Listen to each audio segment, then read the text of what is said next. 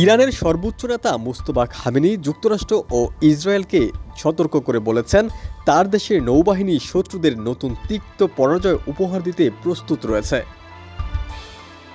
Al Jazeera বলছে, ইরানের রাষ্ট্রীয় টেলিভিশনে প্রচারিত এক বার্তায় এই হুঁশিয়ারি দেওয়া হয়েছে।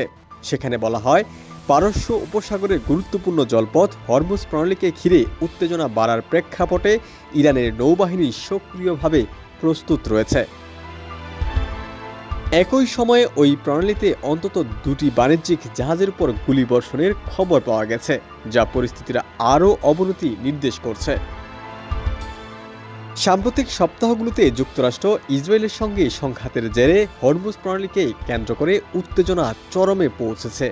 ইরান ইতিমধ্যেই এই কৌশলগত জলপথে নিয়ন্ত্রণ জোরদার করেছে এবং বিভিন্ন সময়ে জাহাজ চলাচলে বিধিনিষেধ আরোপ করেছে বলে আন্তর্জাতিক গণমাধ্যম জানিয়েছে। বিশ্বের অন্যতম গুরুত্বপূর্ণ জ্বালানি পরিবহন রোড হিসেবে পরিচিত এই প্রণালী দিয়ে বৈশ্বিক তেলের একটি বড় অংশ পরিবাহিত হয়। ফলে এখানে যে কোনো ধরনের অস্থিরতা আন্তর্জাতিক বাজারে তাৎক্ষণিক প্রভাব ফেলতে পারে বলে বিশ্লেষকদের আশঙ্কা।